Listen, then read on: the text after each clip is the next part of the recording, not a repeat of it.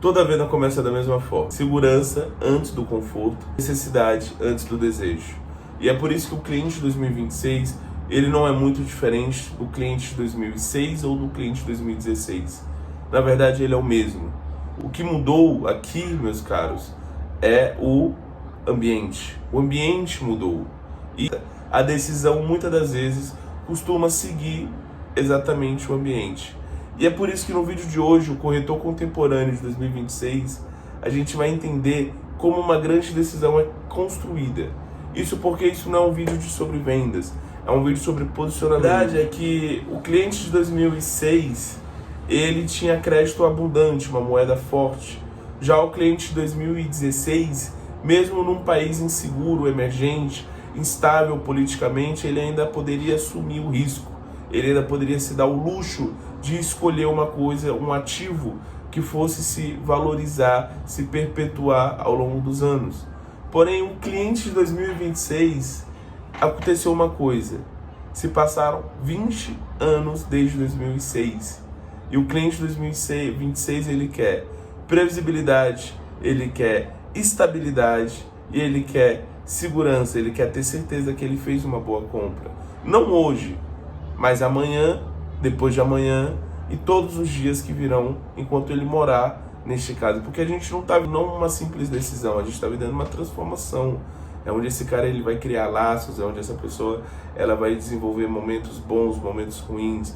Membros dessa família vão ter lembranças nesses ambientes. Então é muito mais alto do que isso. E como eu já disse, isso não se refere somente a imobiliário, isso pode se aplicar também ao seu business. A coisa que a gente tem que entender é que antes de uma grande compra, vem uma grande decisão. Então, quando a gente entende o que compõe uma decisão, a estima da necessidade humana. Por isso, Maslow dizia que para todo problema, se você tiver um prego, se você tiver um martelo, todo problema é um prego, entendeu?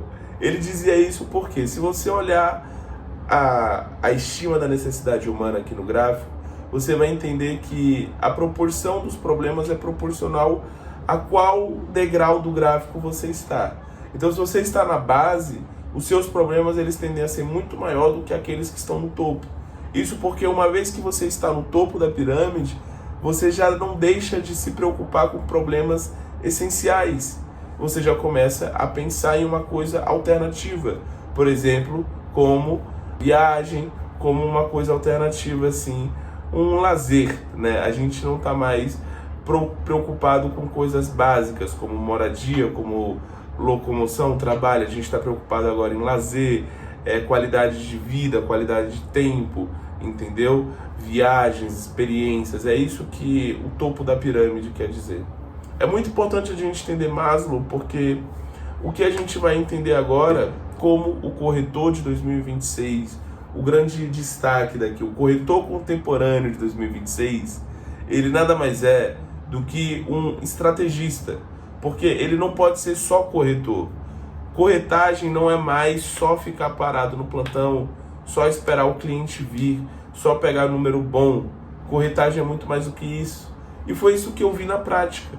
Quando eu fui entrar no ambiente imobiliário, vivenciar vendas na prática, eu vi um ambiente corrosivo, eu vi pessoas pleiteando a qualquer custo o cliente, entendeu? Whatever it takes, a qualquer custo, pessoal.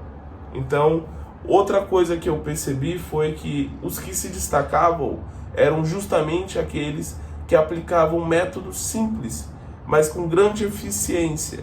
E justamente por essas pequenas atitudes eles se destacavam e muito.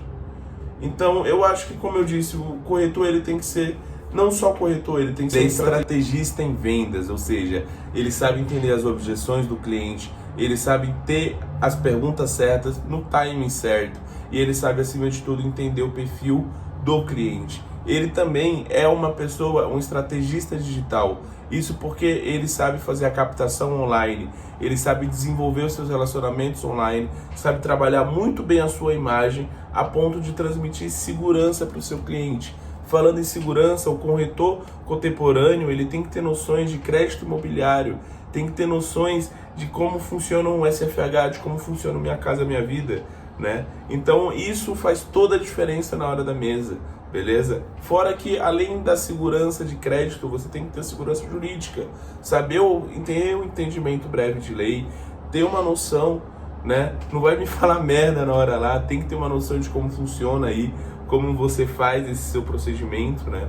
E acima de tudo, você tem que ter noções, o corretor, de ciclo imobiliário, né? Saber se o imóvel ele está no começo, saber se o imóvel ele está no meio, saber se o imóvel já está na sua estagnação, está no momento de depreciação, entendeu?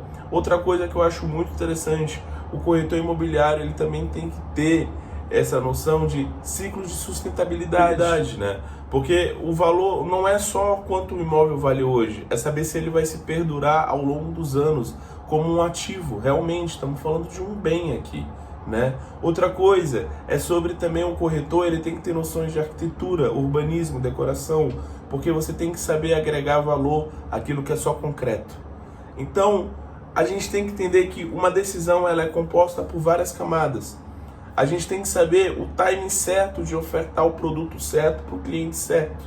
Então, se o seu cliente, dependendo da escala de Maslow, ele estiver numa dessas estimas, é o que a gente chama das estimas da sociedade, e você fizer ofertar o produto errado, ele não vai ser convertido. E isso não é sobre vendas, é sobre entendimento de decisões. Você não vai tomar uma decisão precipitada só para beneficiar alguém, correto? E é isso, o insight do vídeo de hoje foi na verdade uma mudança, né? Eu estou trazendo essa vibe de política, mas é só o meu modo de pensar. E isso é só o primeiro de muitos. Se inscreva para mais. Não esqueça de deixar o like.